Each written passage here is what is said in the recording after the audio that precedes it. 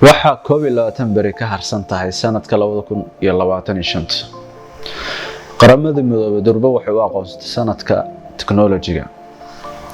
sanadkan marka la fiiriyo siyaasadda adduunka, dhaqaalaha, ganacsiga, dagaalka, wax walba oo adduunka ku socda waxaa laf dhabar u ah technology. sanadka isaga ah waxa uu wataa isbeddello waaweyn. waxaa la qiyaasayaa boqolkiiba 51 shaqooyinka la qabto in uu la wareegi doono AI. waxaa la qiyaasayaa in technology-gu uu noqon doono dhuuxa horumarka wadamada. waxaa cajiib ah in sanadkan uusan la mid ahayn sanadihii ka horreeyay, ama technology-gu aysan ahayn sidii technology-gu hore ay ahayd. haddii awal technology-gu oo dhan ay ka imaanaysay Mareykanka, hadda waxaa ku soo biiray atoorayaal cusub. waxaa ugu horeeya China. marka la fiiriyo capacity-ga Shiinaysku ay isu diyaariyeen dhanka technology-ga, waxaa la dhihi karaa Mareykanka almost waaba la soo gaaray. Soomaaliya marka la fiiriyo waxaa biloomay discussion cusub oo kala duwan oo qoseeya technology-ga. sanadka hadda dhamaadka ah iyo sanadka soo socda intii aan arkayay waa sanadkii ugu badnaa oo ay dadku hadal hayaan technology-ga. waxaan qayb ka ahaa shir ka dhacay magaalada Muqdisho oo looga hadlayay artificial intelligence-ga. marka aan qiimeeyo wixii discussion-ka ahaa meesha ka dhacay iyo trend-iska caalamiga ah, waxaa moodaa dooduhu inay isku mid yihiin.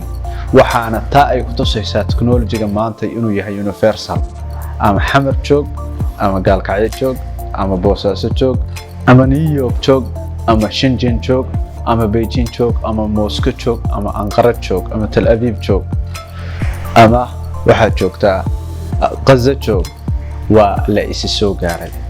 waxaan aragnay dagaalada ka socda mandiqada, isbeddelka ka dhacay oo awoodaha teknolojiyadeed oo ay ugu horeeyaan drones. wixii ka dhacay Israa'iil iyo Falastiin waa la soconaa. waxaa ka dhacay waxyaabo yaab leh. sanadkan isaga marka waxa uu noqon doonaa sanad runtii xiisihiisa wata, horumarkiisa wata, hardankiisa wata.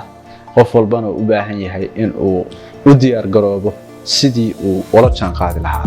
waxyaabaha muhiimka waxaa ka mid ah dadku in ay isu diyaariyaan, ama aynu isu diyaarino isticmaalka teknolojiyadda iyo fahamkeeda, gaar ahaan artificial intelligence-ga toolskeeda kala duwan, in aan si fiican u fahamno oo aan uga faa'iidaysano sidii aan u dhisi lahayn xirfadeena aqooneed, sidii aan aqoon fara badan waqti kooban aan ku kasban lahayn, sidii aan hal abuurkeena iyo ugu adeegsan lahayn wax soo saarkeena technology-ga.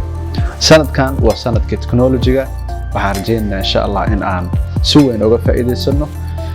waxaan samayn doonaa xalqooyin faahfaahsan iyo discussion dhaadheer oo aan la sheekaysanayno asxaabteena kala duwan ee ku takhasusay cilmiga technology-ga.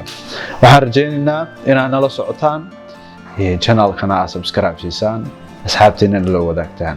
wixii afkaar ah, wixii talooyin ah, wixii su'aalo ahna aad faallooyinka nagu reebtaan. Assalaamu calaykum.